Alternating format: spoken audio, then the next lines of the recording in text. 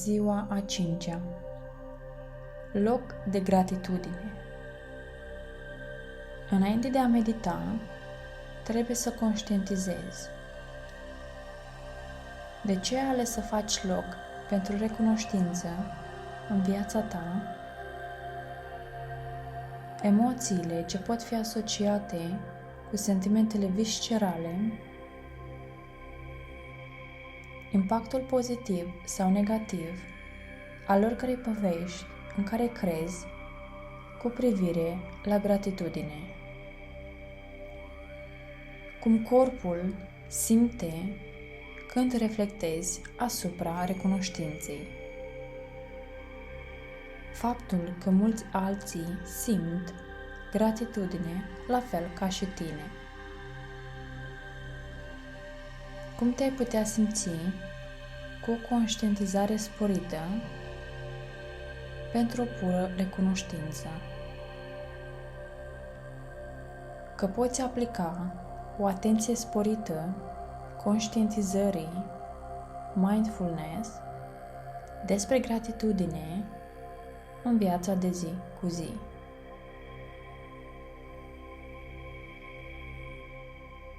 Spațiu pentru gratitudine.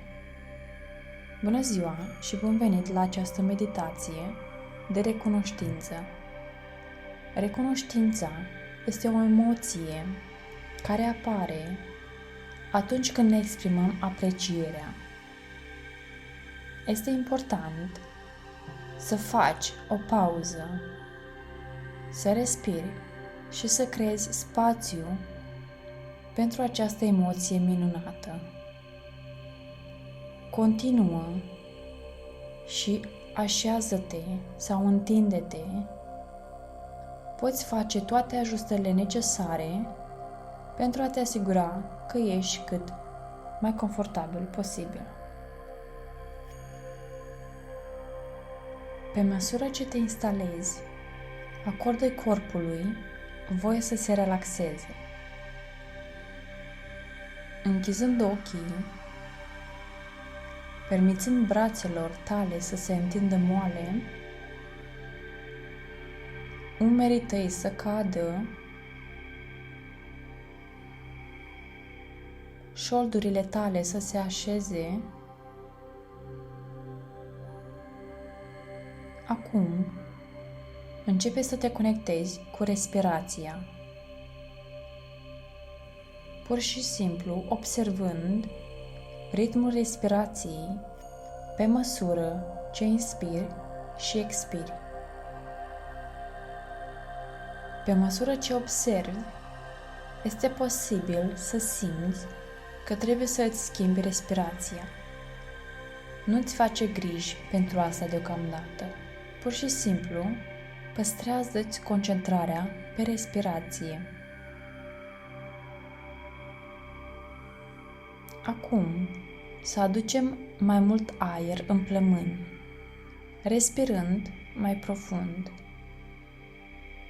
trăgând aerul până în adâncul plămânilor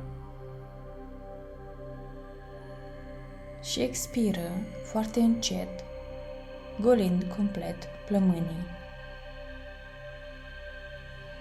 Din nou, inspiră profund și expiră încet. Pe măsură ce continui să respiri profund și prelungești respirația, începe să aduci recunoștință în conștientizarea ta. Cum te simți să fii recunoscător? Cum este să-ți exprimi aprecierea? La următoarea inspirație, inspiră recunoștință.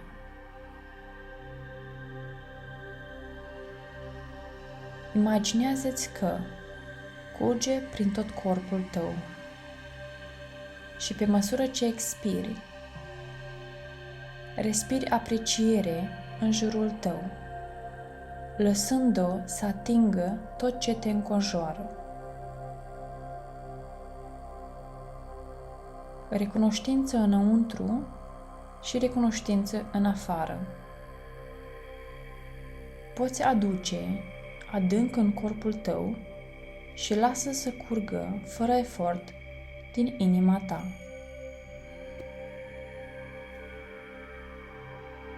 Loc pentru gratitudine.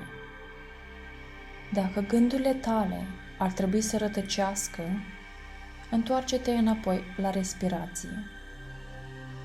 Încă o dată, vizualizează recunoștința care intră în corp odată cu inhalarea și curgând din corp cu expirațiile, exprimând, de asemenea, recunoștință pentru fiecare respirație.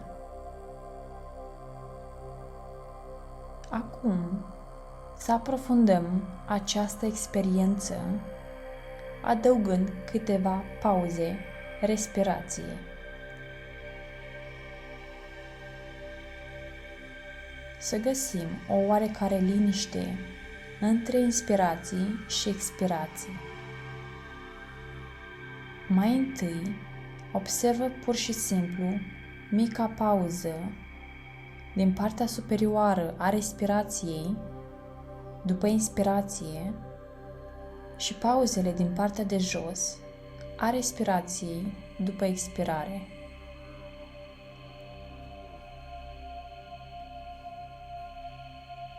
După următoarele inspirații profunde, țineți respirația pentru câteva momente, rămânând în liniște. Faci o pauză înainte de a inspira din nou, simțind plinătatea plămânilor.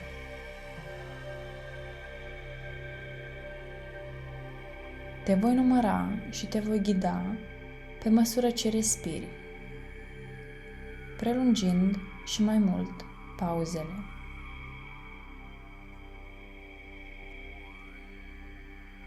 Deci, inspiră,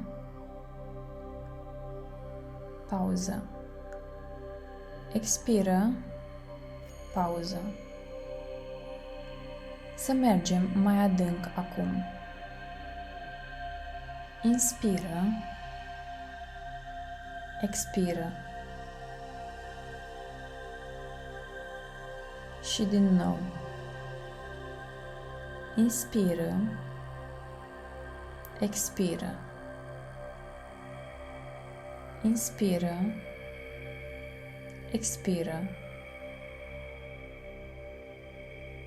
Continuă să exersezi această metodă de respirație, găsind recunoștință pentru fiecare respirație și liniștea dintre ele.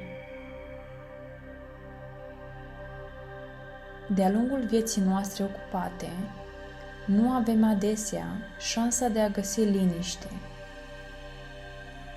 Cu un corp relaxat și o minte calmă, este mai ușor să lași recunoștința înăuntru. Pur și simplu, respiră și experimentează această minunată senzație de apreciere. Citește și exprimă, lăsând recunoștința să se înfășoare în jurul tău ca o pătură caldă, confortabil, relaxat și recunoscător.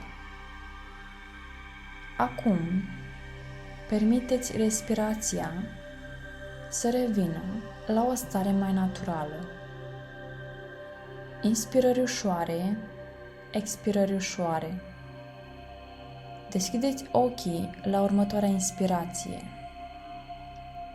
și întoarce-te în împrejurimile tale, simțindu-te treaz acum,